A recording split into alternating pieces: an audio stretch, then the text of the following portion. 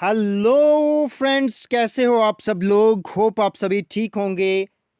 तो आज हम पढ़ेंगे, हमारी 7th वीडियो होगी इंडियन नेशनल फ्रीडम स्ट्रगल के फाइनल फेज़ की, जिसको गांधीयन इरा के नाम से भी जाना जाता है। ठीक है, तो कल हमने पढ़ा था, जो पहले हमारी वीडियो आई है इससे पहले, उसमें हमने पढ़ा था कि किस तरीके से डांडी मार्च, जो डांडी सत्याग्रह था या साल्ट सत्याग्रह था, उसके अंडर कौन कौन से सत्याग्रह चलाए। ठीक है, चाहे सिविल डिसोबीडियंस मूवमेंट के अंडर क्या क्या हुआ। तो आज हम पढ़ेंगे राउंड टेबल कॉन्फ्रेंसेस के बारे में। ठीक है, गांधी इरविन पैक्ट पढ़ेंगे। ठीक है, तो जिसको दिल्ली पैक्ट के नाम से भी जाना जाता है। ठीक है, किस किस ने ये अटेंड की थी। ठीक है, मुस्लिम लीग पढ़ेंगे, मुस्लिम लीग के बारे में, किस तरीके से सिख कौन कौन ने पार्टिसिपेट, किस किस ने किया था, किस किस ने रिप्रेजेंट किया था, किस किस सेक्शन ने, किस किस। ठीक है, तो ये सब पढ़ेंगे हम। ठीक है, तो नेक्स्ट हम क्या पढ़ेंगे आज, देखते हैं आउटकम क्या आई फर्स्ट राउंड टेबल कॉन्फ्रेंस की। फिर second round table Gandhi Irwin pact पढ़ेंगे, जिसको दिल्ली पैक्ट के नाम से भी जाना जाता है। ठीक है, ये पढ़ेंगे। ठीक है, उसके बाद द नेक्स्ट हम आज पढ़ने वाले हैं सेकंड राउंड टेबल कॉन्फ्रेंस। ठीक है, कौन कौन अटेंड करता है, क्या आउटकम आते हैं सेकंड राउंड टेबल कॉन्फ्रेंस के। ठीक है, उसके बाद नेक्स्ट हम पढ़ेंगे आज पूना पैक्ट पढ़ेंगे। ठीक है, पूना पैक्ट, गांधी की रिएक्शन क्या थी। कॉमनवेल्थ अवार्ड पढ़ना है हमने, कॉमनवेल्थ अवार्ड के प्रति जो गांधी की रिएक्शन वो क्या थी, पूना पैक्ट पढ़ेंगे। ठीक है, और ऑल इंडिया हरिजन सेवक संघ, या इसी को बोलते हैं all India anti untouchable league बोलते हैं। ठीक है, ये कब आई थी, सितंबर 30 1932 को किसने बनाई थी, महात्मा गांधी ने बनाई थी। ठीक है, और फिर थर्ड राउंड टेबल कॉन्फ्रेंस पढ़ेंगे जो, ठीक है, नवंबर 17 से लेकर 24 दिसंबर 1932 को, ठीक है, लंदन में हुई थी। ठीक है, तो उसके बाद हम देखेंगे कि थर्ड राउंड टेबल कॉन्फ्रेंस को अटेंड किसने किया था। ठीक है, उसके बाद वन बाय वन हम आउटकम देखेंगे किस तरीके से। ठीक है, डिमांड फॉर पाकिस्तान देखेंगे कि कब डिमांड फॉर पाकिस्तान सबसे पहले हुई। तो वन बाय वन ये चीज़ें आज हम पढ़ने वाले हैं। ठीक है, तो आपको थोड़ा वेट करना पड़ सकता है। ठीक है,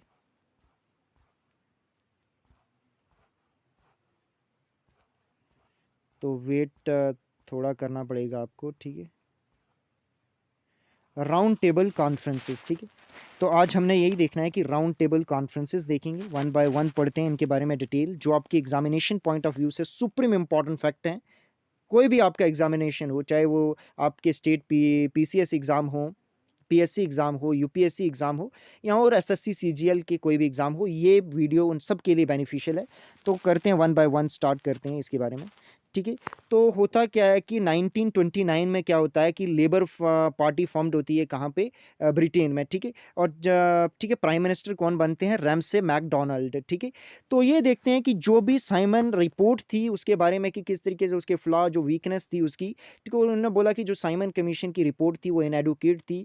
और अब हम जिक्र करेंगे कि किस तरीके से जो इंडियन के जो भी क्वेरीज थी इंडियन को लेकर, किस तरीके से जो भी चल रहा था, इंडियन फ्रीडम स्ट्रगल के जो मूवमेंट थे उनको किस तरीके से सॉल्व किया जाए। तो यही राउंड टेबल कॉन्फ्रेंसेज आती हैं, इसी के बारे में बताती हैं। राउंड टेबल कॉन्फ्रेंसेज 1930 से लेकर 32 के बीच में होती हैं। ठीक है, 3 राउंड टेबल कॉन्फ्रेंसेज होती हैं, और कहाँ पे होती हैं, तीनों की तीनों ब्रिटेन में होती हैं। सुप्रीम इंपॉर्टेंट लंदन में होती हैं जी, तीनों की तीनों। ठीक है, सुप्रीम इंपॉर्टेंट ये फैक्ट आता है। और इन्हीं में कॉन्फ्रेंसेस में जो इंडियन को था ना, वो इक्वलिटी का दर्जा दिया गया, कि उनको इक्वल समझा गया। नहीं तो बोलते थे कि ये पिछड़े, ठीक है, जाहिल लोग, ऐसा मानते थे भारतीयों को। बट अब क्या, अब उनको इक्वल समझने लगा, और इक्वल, ठीक है, मीटिंग में इक्वल इक्वल समझा गया। ठीक है, नेक्स्ट हम पढ़ते हैं इसी के बारे में। ठीक है, ठीक है, तो ये मेन वजह क्यों, किस लिए ये राउंड टेबल कॉन्फ्रेंसेस, एक तो क्या कि जो सिविल डिसोबीडियंस मूवमेंट, उसके चलते ब्रिटिशर जो थे वो परेशान हो गए थे। ठीक है, तो गांधी जी की अरेस्ट हुई थी, गांधी जी के अरेस्ट हो गए, और ज़्यादा मास मूवमेंट पे स्प्रेड हो रहा था। ठीक है, इंडियन फ्रीडम स्ट्रगल के बारे में और ज़्यादा मूवमेंट हो रही है, जिस तरीके से उन्होंने फाइनली ब्रिटिशर समझते हैं यार कि अब इनके साथ क्या करनी, कुछ ना कुछ टॉक तो करनी पड़ेगी इनके लीडरों के साथ। ठीक है, तो इस तरीके से राउंड टेबल कॉन्फ्रेंसेस आते हैं, one by one one one. ठीक है, नेक्स्ट 1 2 3 देखेंगे वन बाय वन, हम तो वही चीज़ें देखेंगे। फर्स्ट राउंड टेबल कॉन्फ्रेंस आती है, कब आती है, ठीक है, लंदन में होती है ये फर्स्ट राउंड टेबल कॉन्फ्रेंस। ठीक है, कब से कब तक रहती है ये, ठीक है, ये 12 नवंबर 1930 से 19 जनवरी 1931 तक चलती है ये कॉन्फ्रेंस। कहाँ पे, लंदन में। सुप्रीम इंपॉर्टेंट ये डेट भी है, 12 नवंबर 1930 से लेकर 19 जनवरी 1931 तक। ठीक है, सुप्रीम इंपॉर्टेंट ये डेट है, एज इट इज़, ये आपको रिमेंबर रखनी है। ठीक है, तो इसको इनागुरेट कौन करते हैं, ये भी सुप्रीम इंपॉर्टेंट फैक्ट है, कि फर्स्ट राउंड टेबल कॉन्फ्रेंस को ऑफिशियली इनोग्रेट कौन करते हैं, तो किंग जॉर्ज वी करते हैं। कब, नवंबर 12 1930 को करते हैं। मैं कहाँ पे, ठीक है। तो royal gallery house of Lord कहाँ पे, लंदन में, ठीक है। और चेयर्ड कौन करते हैं, prime minister Ramsay McDonald. Supreme important ये फैक्ट है, दोनों एज इट इज आपको रिमेंबर रखने हैं, ठीक है। बहुत बार ये एग्जामिनेशन में पूछे गए फैक्ट हैं, इसीलिए बार बार फोकस करवाता हूं आपका, ठीक है। और जो भी मैं फोकस करवाता हूं ना पॉइंट, वो आपको एज इट इज ही रिमेंबर रखने हैं, बाकी तो सारा रखना ही रखना है, पर उस पर पर्टिकुलरली ज्यादा फोकस रखना है, ठीक है। तो ये ठीक है, ये फर्स्ट कॉन्फ्रेंस थी जो ठीक है अरेंज की गई थी, ठीक है, लंदन में, जहाँ पे इंडियन और ठीक है ब्रिटिशर इक्वल फुट्स पे थे, ठीक है। नेक्स्ट हम आगे बढ़ते हैं, ठीक है। तो किस किस ने ये first round table conference attend किस किस ने की थी, ठीक है। तो कुल मिला के जो 16 डेलीगेट थे वो ब्रिटिश पॉलिटिकल पार्टीज को रिप्रेजेंट कर रहे थे, जो ठीक है ब्रिटेन की ही पार्टीज थी, ठीक है। उसके बाद जो इंडिया से कितने लोग रिप्रेजेंट कर रहे थे, ठीक है, इस कॉन्फ्रेंस में, फर्स्ट राउंड टेबल कॉन्फ्रेंस में कितने थे, 74 डेलीगेट्स थे, ठीक है। जिसमें से 58 डेलीगेट्स कौन से थे, इंडियन पॉलिटिकल पार्टीज से थे, और 16 थे प्रिंसली स्टेट्स के डेलीगेट्स, ठीक है।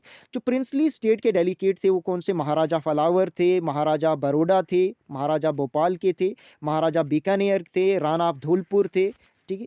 तो one by one as it is आपको रिमेंबर रखने, ऐसे क्वेश्चन आते हैं, ठीक है, तो इसलिए फोकस करवा रहा हूँ। महाराजा ऑफ जम्मू कश्मीर थे, महाराजा ऑफ नवानगढ़ थे, ठीक है, महाराजा पटियाला थे, महाराजा ऑफ रेवा थे, ठीक है, चीफ साहिब ऑफ संगाली थे, ठीक है। सर प्रभाशंकर पटनी थे, ठीक है। ये कहाँ से, भावनगर को रिप्रेजेंट कर रहे थे, कहाँ पे, फर्स्ट राउंड टेबल कॉन्फ्रेंस में। मनुभाई मेहता ये बड़ौदा को रिप्रेजेंट कर रहे थे, ठीक है। सरदार साहिबजादा सुल्तान अहमद खान ग्वालियर को रिप्रेजेंट कर रहे थे, अकबर हैदरी हैदराबाद को, ठीक है, मिर्ज़ा इस्माइल मैसूर को, और ठीक है कैलाश नयर हस्कर ये जम्मू कश्मीर को ये भी रिप्रेजेंट कर रहे थे, महाराजा ऑफ जम्मू कश्मीर, और ये दोनों रिप्रेजेंट कर रहे थे जम्मू कश्मीर को, ठीक।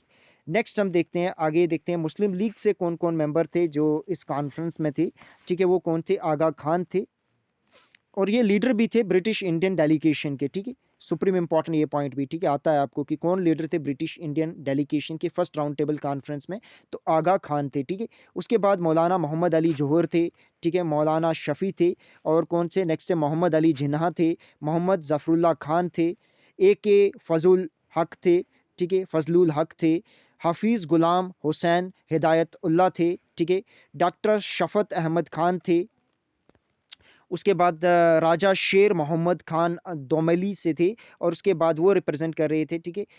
और ए एच गजनवी थे, ठीक है, ये डेलीगेट्स थे, कहाँ किसको रिप्रेजेंट कर रहे थे, मुस्लिम को, फर्स्ट राउंड टेबल कॉन्फ्रेंस में, ठीक है। नेक्स्ट हम बढ़ते हैं, ठीक है, हिंदू महासभा को कौन रिप्रेजेंट कर रहा था, बी एस मौंजे थे, ठीक है, एम आर जयकर थे, दीवान बहादुर राजा नरेंद्र नाथ थे, ठीक है। सिख को कौन रिप्रेजेंट कर रहे थे, सरदार उज्जवल सिंह और Sardar Sampuran Singh, supreme important as it is आपको रिमेंबर रखने।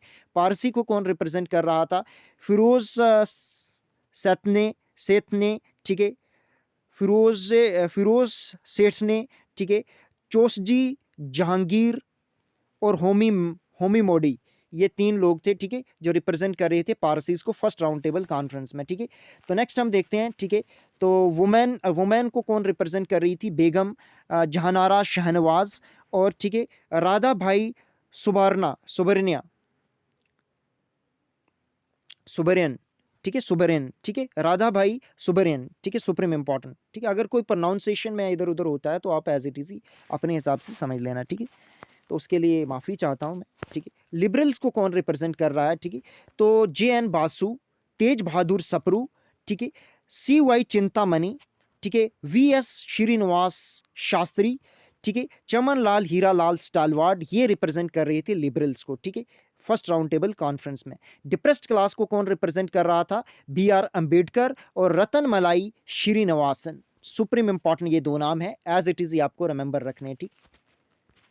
नेक्स्ट हम देखते हैं जस्टिस पार्टी को कौन रिप्रेजेंट कर रहा था, या जस्टिस पार्टी से कौन डेलीगेट्स थे जो फर्स्ट राउंड टेबल कॉन्फ्रेंस में गए थे, तो वो थे आरकोट रामस्वामी मुदलियर, ठीक है, और ठीक है भास्कर राव विथोजी राव जादव, और सर ए पी पटरू, ठीक है। लेबर को कौन रिप्रेजेंट कर रहा था, एन एम जोशी और B Shiva Rao, supreme important ये 2 नाम है, एज इट इज रिमेंबर रखने। क्रिश्चियन जो इंडियन क्रिश्चियन थे उनको कौन रिप्रेजेंट कर रहा था फर्स्ट राउंड टेबल कॉन्फ्रेंस में, के टी पाओ। एंग्लो इंडियंस को हेनरी गिडने, सुप्रीम इंपॉर्टेंट ये 2 नाम है। सभी नाम इंपॉर्टेंट है, ठीक है। यूरोपियंस को कौन रिप्रेजेंट कर रहा था? सर हॉबर्ट कार, ठीक है, सर ऑस्कर डी ग्लेनवैली जो बर्मा को रिप्रेजेंट कर रहे थे, T F Gavin Jones, C E Woods Madras को रिप्रेजेंट कर रहे थे, यूरोपियंस जो इंडियन यूरोपियंस थे, ठीक है, उनको रिप्रेजेंट कर रहे। फिर गवर्नमेंट ऑफ इंडिया को कौन रिप्रेजेंट कर रहा था?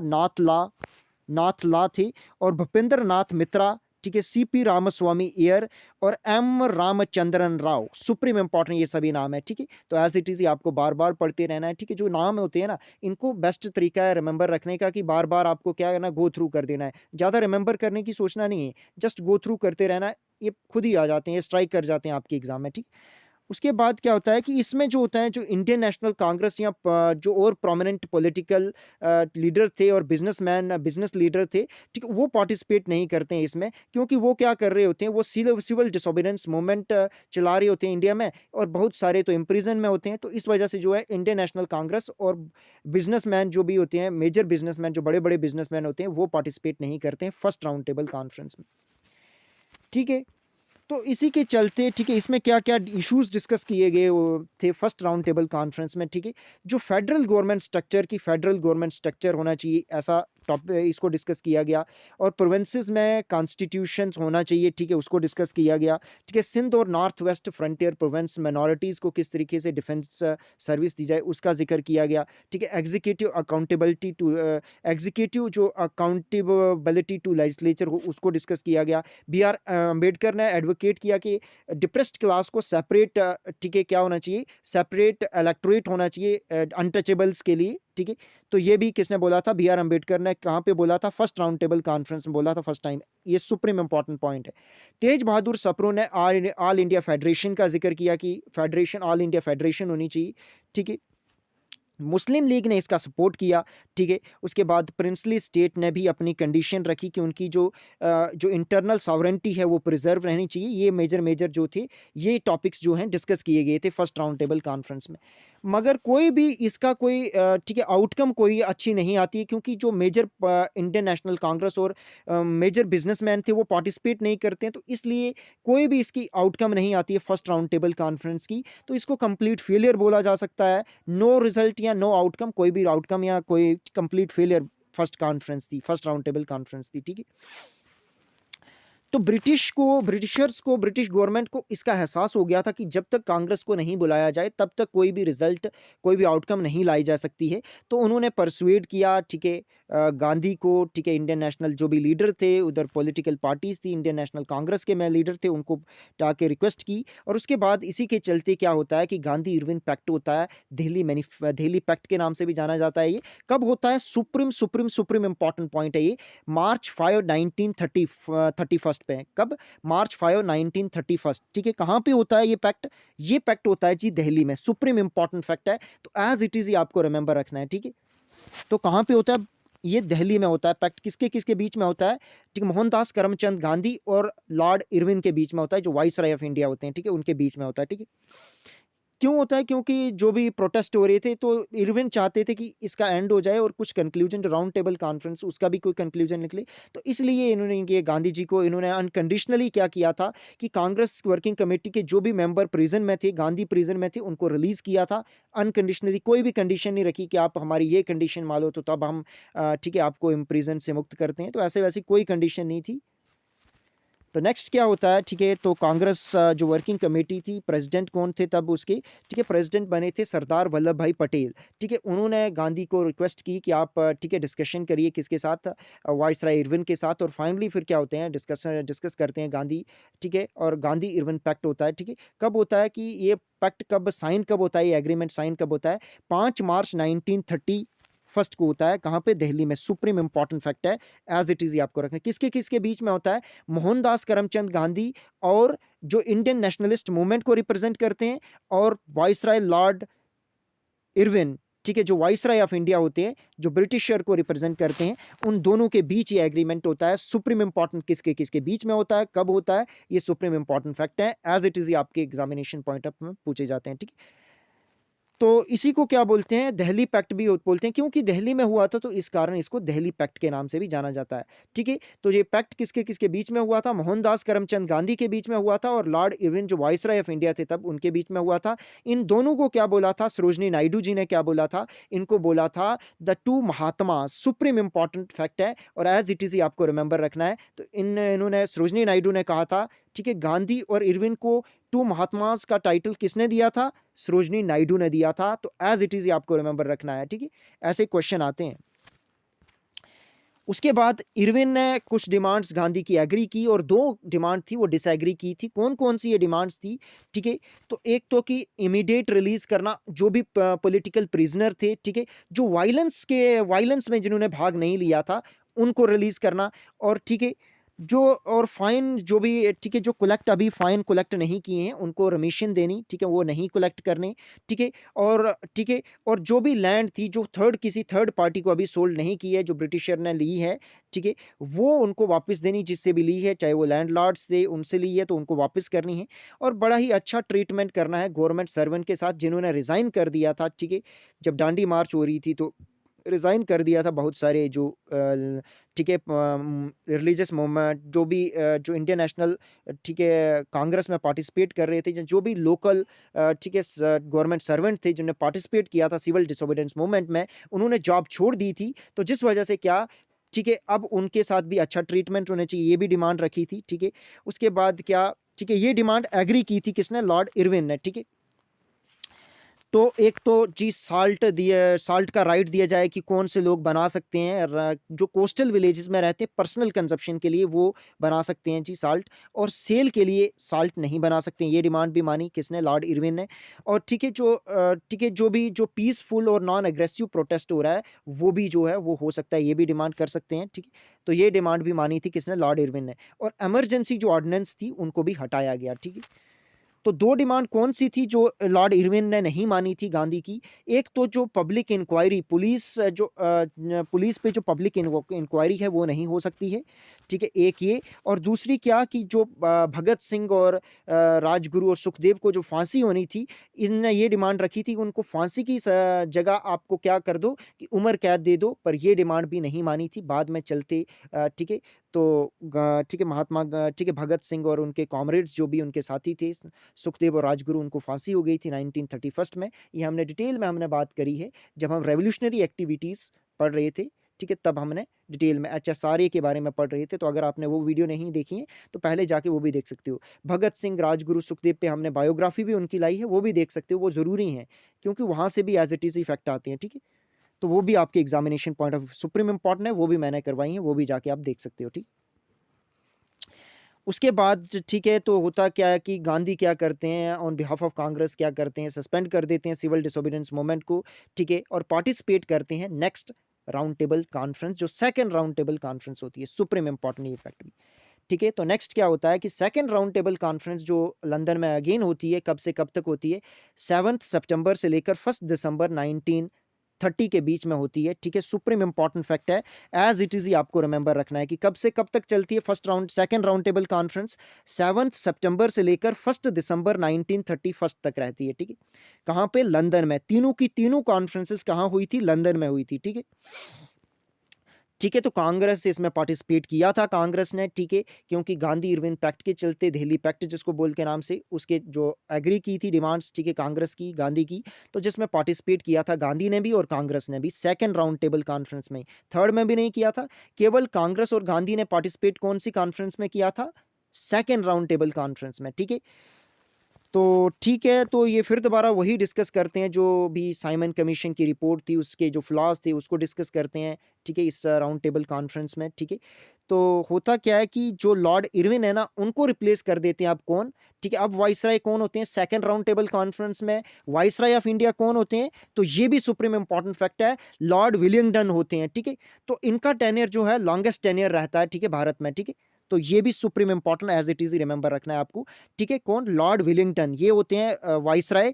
ठीक है, और ये कब तक रहते हैं, 1936 तक रहते हैं। ठीक है, और ठीक है, और जो ब्रिटिश गवर्नमेंट थी, जो लेबर पार्टी थी, वो भी उसको रिप्लेस कौन कर देता है, नेशनल कोलिशन गवर्नमेंट कर देती है। ठीक है, पर प्राइम मिनिस्टर कौन रहते हैं, लॉर्ड, ठीक है, मैकडोनाल्ड ही रहते हैं, ठीक है। तो इस वजह से, ठीक है, सैमुअल हॉरे बनते हैं secretary of state government of India के। ये भी सुप्रीम इंपॉर्टेंट है कि secretary of state for India कौन होते हैं जब सेकंड राउंड टेबल कॉन्फ्रेंस होती है, तो कौन होते हैं भारत के, ठीक है, वो होते हैं सैमुअल हॉरे, ठीक है। Supreme important as it is remember रखना है, ठीक है।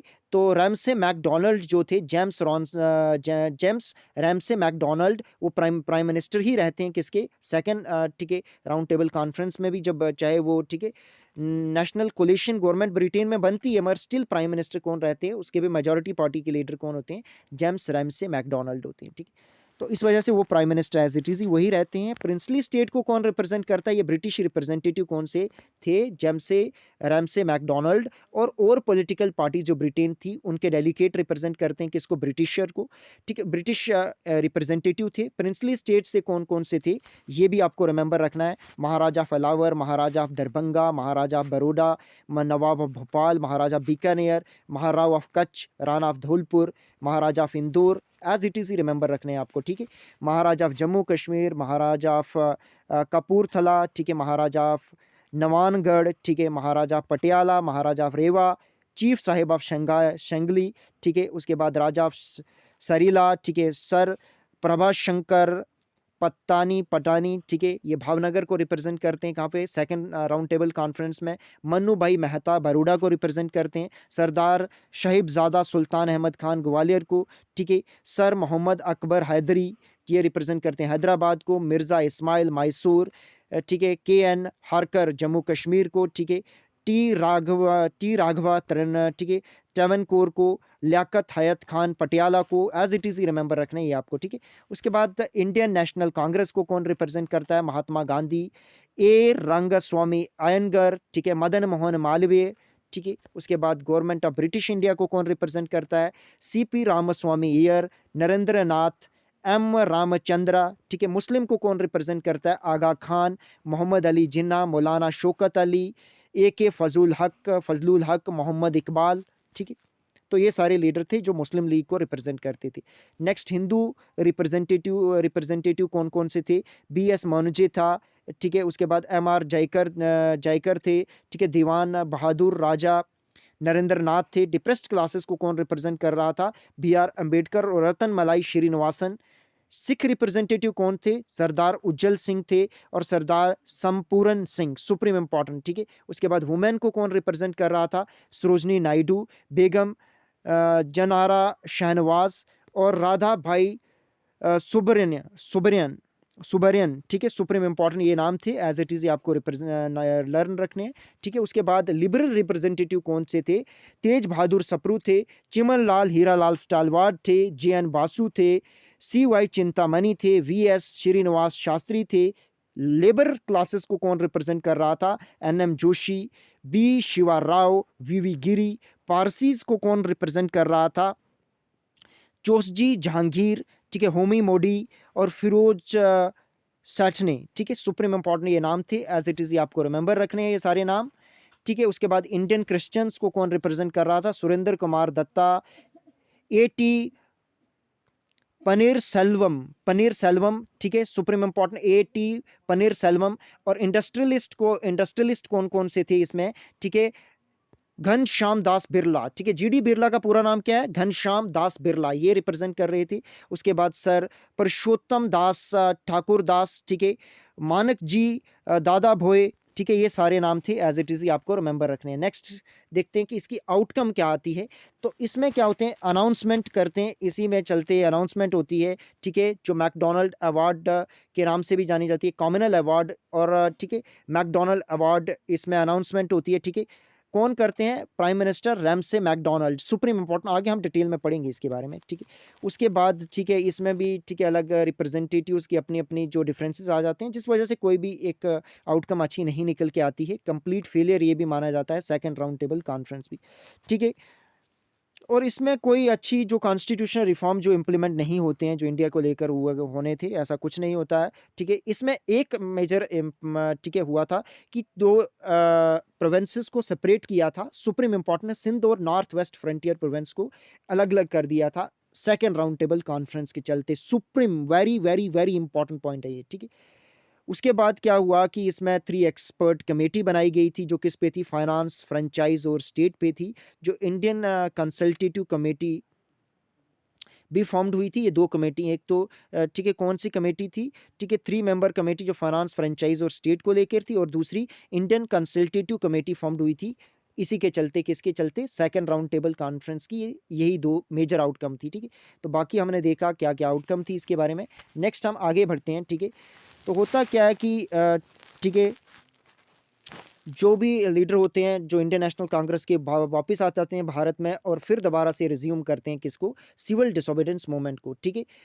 और जैसे ही गांधी जो हैं वो इंडिया पहुंचते हैं, तो उनको फिर दोबारा से अरेस्ट कर दिया जाता है, और कांग्रेस पार्टी पे बैन कर दिया जाता है, उसको इलीगल पार्टी घोषित कर दिया जाता है, ठीक है? कॉमनवेल्थ अवार्ड आते हैं, फिर कॉमनवेल्थ अवार्ड कब? अगस्त 16 1932 में अनाउंस करते हैं, कौन? Ramsay MacDonald. Supreme important point है, एज इट इज आप रिमेंबर रखोगे। इसकी डेट भी वेरी वेरी वेरी इंपॉर्टेंट है आपकी एग्जामिनेशन पॉइंट ऑफ व्यू से। कॉमनवेल्थ अवार्ड कब ठीक है अनाउंस करते हैं? मैकडोनाल्ड, ठीक है, अगस्त 16 1932 में, ठीक है? तो कॉमनवेल्थ अवार्ड क्या होता है, ठीक है? ये किस कमेटी ने रिकमेंड किए थे जो कॉमनवेल्थ अवार्ड थे? एक ठीक है, फ्रेंचाइज कमेटी थी, sorry sorry sorry for pronunciation, ठीक है? तो ये फ्रेंचाइज कम्युनिटी थी, ठीक है? इसका कौन सा, इसको ना और नाम से भी जाना जाता है, इसको बोलते हैं लोथियन कमेटी, सुप्रीम इंपॉर्टेंट, ठीक है? तो ये एस्टेब्लिश कब हुई थी, ठीक है? तो इसी ने बोला था सेपरेट इलेक्टोरेट और रिजर्व सीट देनी, माइनॉरिटीज का जिक्र किया था, इंक्लूडिंग चाहे वो डिप्रेस्ड क्लासेस हो, ठीक है? नेक्स्ट हम आगे बढ़ते हैं, ठीक है? तो डिप्रेस्ड क्लास को कितनी? 71 सीट्स, ठीक है, का जिक्र इधर 78 है, इसकी जगह आप करेक्ट कर देना, इसकी जगह पे करेक्ट करके 71 लिख लेना, ठीक है? सुप्रीम इंपॉर्टेंट ये बात थी, ठीक है? नेक्स्ट हम आगे बढ़ते हैं, ठीक है? और इसमें किस किस की ठीक है, जो सेपरेट इलेक्टोरेट की बात करी गई थी, इसमें किस किस की, चाहे मुस्लिम हो, यूरोपियन हो, सिख हो, इंडियन क्रिश्चियन हो, एंग्लो इंडियन हो, या डिप्रेस्ड क्लासेस हो, इन सबको, इवन मराठास को भी जो है रिजर्वेशन देनी, कहाँ पे? सीट्स में, और सेपरेट इलेक्टोरेट की बात करी गई थी इसमें, ठीक?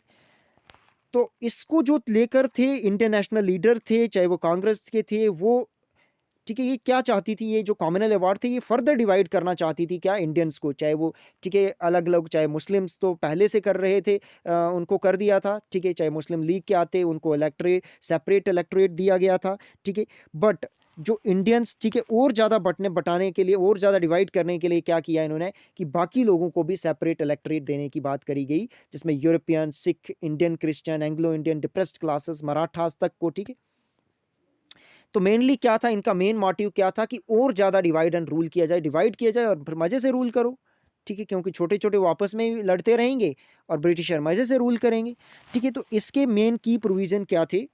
एक तो क्या कि डबल करना, क्या कि सीट्स को, जो एग्जिस्टिंग सीट्स हैं प्रोविंसेस में, उनको डबल करना, ठीक है? उसके बाद सेपरेट इलेक्टोरेट लाना माइनॉरिटीज़ के लिए, ठीक है? और वेटेज देनी मुस्लिम्स को, जहाँ पे वो माइनॉरिटीज़ हैं, वहाँ पे प्रोविंसेस में उनको भी वेटेज देनी, ठीक है? नेक्स्ट नेक्स्ट क्या कि जो डिप्रेस्ड क्लासेस को डबल वोट राइट देना, एक तो वो सेपरेट इलेक्टोरेट के था, और दूसरा क्या, वो जनरल इलेक्टोरेट में भी वोट दे सकते थे, ठीक है? और ऐसा कितने सालों के लिए? नेक्स्ट 20 ईयर्स के लिए ऐसा बोला गया, ठीक है? उसके बाद क्या कि कुछ सीट्स जो हैं वो वुमेन के लिए भी रिजर्व रहेंगी, कहाँ पे? प्रोविंसेस में, एक्सेप्ट एक को छोड़ के, कौन से? नॉर्थ वेस्ट फ्रंटियर को छोड़ के, बाकी जितने भी प्रोविंस थे, वहाँ पे क्या है कि 3% सीट की रिजर्व रखनी, किसके लिए? सुप्रीम इंपॉर्टेंट, ये फैक्ट है वुमेन के लिए, ठीक है? सुप्रीम इंपॉर्टेंट, ठीक है? और ठीक है, और उसके बाद लेबर, लैंडलॉर्ड, ट्रेडर और इंडस्ट्रीज के लिए, इंडस्ट्रियलिस्ट थे, उनके लिए भी रिजर्व रखनी सीट्स, ठीक है? और ठीक है, बॉम्बे प्रोविंस में 7 सीट जो एलोकेट देनी, किसको देनी? मराठास को। सुप्रीम इंपॉर्टेंट ये फैक्ट भी ये थे, ठीक है? रिकमेंडेशंस बोल सकते हैं आप, ठीक है? ये की प्रोविजंस थे किसके? कॉमनवेल्थ अवार्ड के। नेक्स्ट क्या होता है कि गांधी की रिएक्शन क्या हुई, या इंडियन नेशनल कांग्रेस की क्या रिएक्शन थी, किसको लेकर? कॉमनवेल्थ अवार्ड को लेकर, ठीक है? तो वेरी इंपॉर्टेंट कि गांधी की रिएक्शन कॉमनवेल्थ अवार्ड को लेकर क्या थी। तो ये पक्ष में नहीं थे कि सेपरेट, ठीक है, इलेक्टोरेट किसके लिए? डिप्रेस्ड क्लासेस के लिए, ये पक्ष में नहीं थे, ठीक है? तो ठीक है, इन्होंने बहुत ज़ोरदार तरीके से इसको अपोज किया था, चाहे वो नेशनलिस्ट और लीडर थे, और गांधी जी ने भी इनको, ठीक है, अपोज किया था, ठीक है? तो गांधी का मानना था कि जो कॉमनवेल्थ अटैक है, ये जो कर रहे हैं इंडियन यूनिटी और नेशनलिज्म के ऊपर, क्या कर रहे हैं? ये अटैक कर रहे हैं, कौन? जो भी कॉमनवेल्थ अवार्ड्स थे, ठीक है? और उसके बाद इन्होंने बी आर अम्बेडकर जी से कहा था कि जो भी डिप्रेस्ड क्लासेस के लिए जो सेपरेट ठीक है पॉलिटिकल एंटिटी इनको दे रहे हैं, जो सेपरेट इलेक्टोरेट की बात करी जा रही है, इससे कोई भी ठीक है अनटचेबिलिटी का हल नहीं है। ठीक है, इस तरीके से कोई भी अनटचेबिलिटी का हल नहीं है। आपको क्या है कि आपको सेपरेट इलेक्टोरेट नहीं अपनाना चाहिए, आपको ठीक है जनरल इलेक्शन में रहते ही अनटचेबिलिटी को खत्म करने के लिए डिमांड करनी चाहिए। ठीक है, उसके लिए कोई भी स्टेप लेने चाहिए। और उन्होंने कहा था कि ये हिंदूज का पर्सनल इशू है। ठीक है, आप इसको एकदम एक पॉलिटिकल इशू ना बनाइए, गांधी जी ने कहा था। ठीक है, इसमें क्या हुआ कि ठीक है तो इसी के चलते उन्होंने एक फास्ट ठीक है भूख हड़ताल करी थी, किसने? महात्मा गांधी जी ने, कि फास्ट अंटिल डेथ। कहाँ पे? यारवदा जेल पुणे में।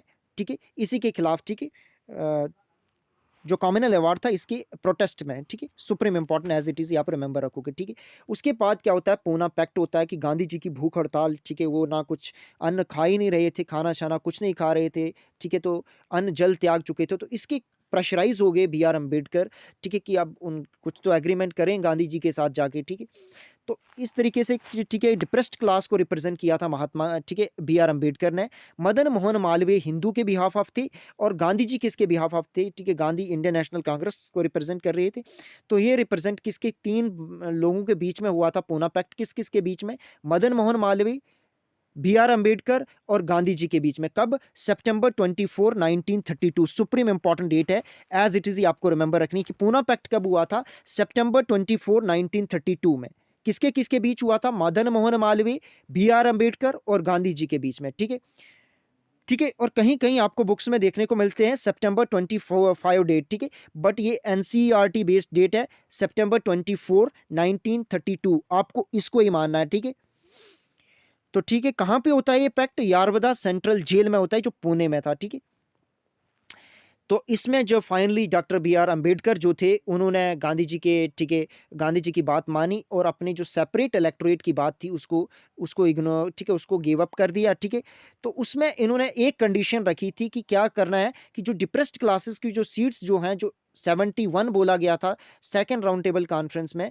ठीक है, ठीक है, उसको इंक्रीज करना 147। ठीक है, सुप्रीम इंपॉर्टेंट, जो कॉमनल अवार्ड में ही जो सीट्स जो बोली गई थी 71 रखनी। ठीक है, किसके लिए? डिप्रेस्ड क्लासेस के लिए, कि उनको बढ़ा के 147 रख दो प्रोविंसेस में, और 18% कर दो जो टोटल सेंट्रल लेजिस्लेचर में जो सीटें हैं उसके 18% डिप्रेस्ड के लिए रिजर्व हों। ठीक है, तो ये बात एक्सेप्ट की थी गवर्नमेंट ने भी बाद में, और कॉमनल अवार्ड की जो भी ठीक है उसमें अमेंडमेंट लाई थी। कॉमनल अवार्ड को ही मैकडोनल्ड अवार्ड के नाम से भी जाना जाता है। ठीक है, तो इस तरीके से वो जो है उसमें ये अमेंडमेंट हुई थी, किसमें? कॉमनल अवार्ड में। ठीक है, सुप्रीम इंपॉर्टेंट फैक्ट।